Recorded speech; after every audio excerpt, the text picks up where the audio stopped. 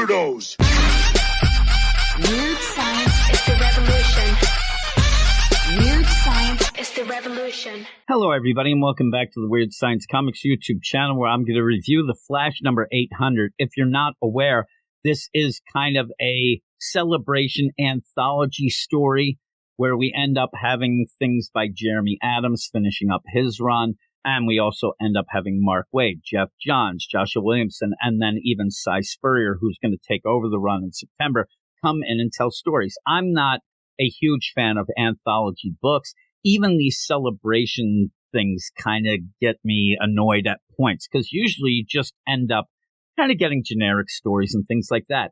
I will tell you, as a elevator pitch type of review deal here, this is worth it. This is actually very well done, and I enjoyed almost all of the stories in there.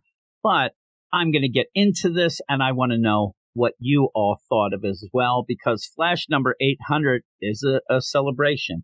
It's kind of bittersweet, though, since it is the last story in Jeremy Adams' great run. But as I said, besides that, you get Mark Waid, Jeff Johns, Joshua Williamson returning to the Flash family. So there is something for almost everyone there. And also you get Cy Spurrier jumping on with his prologue for his upcoming Flash run starting in September. So who wouldn't love that, right?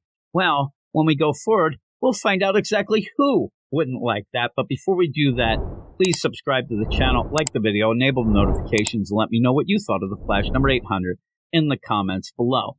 First up is Jeremy Adams and Fernando Pasarin's Don't Come to Central City story.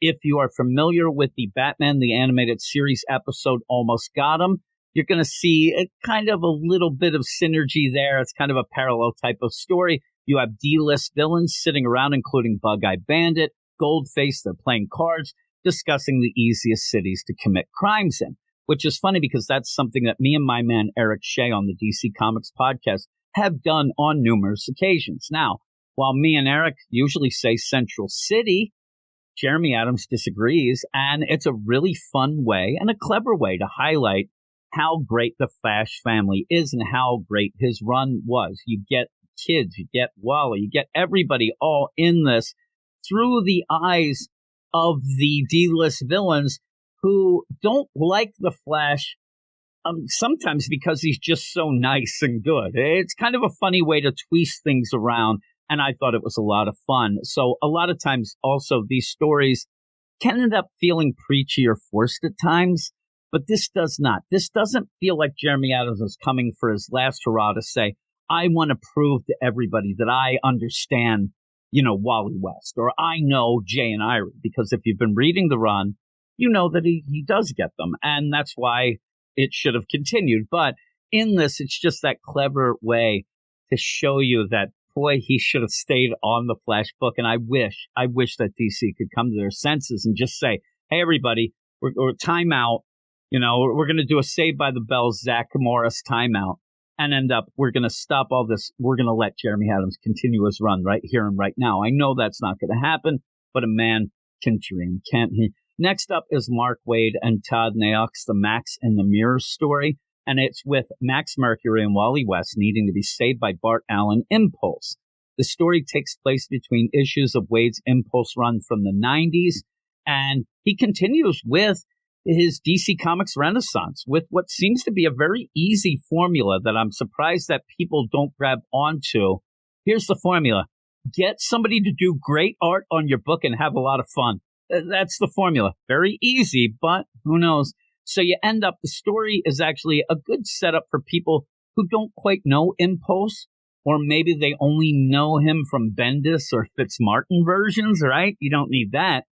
And those who do know and love Bart will surely smile the whole way through. It's just a fun little story that it goes and shows you while Bart is a little, has a little attention deficit deal. He is a hero at heart and is just as much of a hero as everybody else in the Flash family. So I really did enjoy that. Next up, we have Joshua Williamson and Carmine DiGiandomenico's Flash family story, which is nice. It's a nice story. But what I said earlier about usually in these things, we get those stories that the writer wants to prove to you, hey, I get the character, so I'm going to narrate everything like, I understand Barry, he does this, this, and this, and he's always... That's what this story kind of is. but I don't mind it. It's nice. It fits in this anthology. Plus, we get to see a bit of the past, present, and future of the Flash family, which I really liked. And I want to see more of that future in the future. And I don't want to spoil too much about it, but if you know the Flash deal and if you know Barry Irish, you'll know what I'm talking about. But after reading it, I do want more Dawn in the Dawn of DC. There's a little wink, wink. Next up is Jeff Johns and Scott Collins. They're doing a story called Blitzback. And this is probably the most obscure of the bunch. It feels like another character primer, this time for Hunter Zolomon Zoom. It feels like it's definitely setting up something in the future where we'll get more Zoom, the return of Zoom in the regular books. And while I do like seeing Jeff Johns and Scott Collins doing things together, I wasn't as pumped for this story. I'm not a huge fan of Hunter Zolomon. I know the background, so this was kind of reiterating stuff that I know, and it never really got to me anyway. So seeing this again, it didn't, intrigue me or whatnot. I'm wondering if people who aren't really familiar with Hunter Zolomon, if this might get you on the Zoom trolley and you end up looking up stuff and reading some more stuff with Zoom. But if he does return in the future, then I will admit, okay, this was pretty good, that it ends up giving you that background so that they can go forward, maybe get people more interested in Hunter Zolomon. Now, finally, we have Cy Spurrier and Mike Deodato's Between Love and You story, which, as I said, is a prologue for their upcoming Flash run starting in September. Now, if you're a fan of what Jeremy Adams did, and I was a fan, this one might throw up some red flags immediately for what we're going to get coming up. It feels like Wally and Linda's relationship is a bit strained to begin with, and the fun of Adams' run looks to be replaced by overblown narration, wacky metaphors, and I guess what I would call nonsense. But if you're a Spurrier fan, you probably think otherwise and might be pumped up for the run. The art fits the writing, and Deodato does give the book a more mature and horror-esque feel. And overall, though, while I'm still kind of, butthurt about Jeremy Adams' run ending, I still will give Cy Spurrier the same chance I give every writer starting out a new run. But this little glimpse, it does have me worried that it might not be for me. But we'll see as we go forward. Overall, it's a really good anthology book. And again, I'm not a guy who likes anthologies. I hate anthology books. So to me, this is a must-buy for Flash fans, especially if you're a Jeremy Adams fan, but even all of the creators involved. But every DC comic fan should probably give it a look-see anyway, even if they have to wait for it to hit the app or something like that. It's really well done. I liked it overall. I'm going to give it a 9 out of 10 and would love to hear what everyone else thought about each individual story, what you think about maybe it shows you Cy Spurrier run might be, that sort of thing. Let me know in the comments. Awesome. I'm going to get out of here. I hope you enjoyed the video. See you later. You are all weirdos. Weird science is the revolution.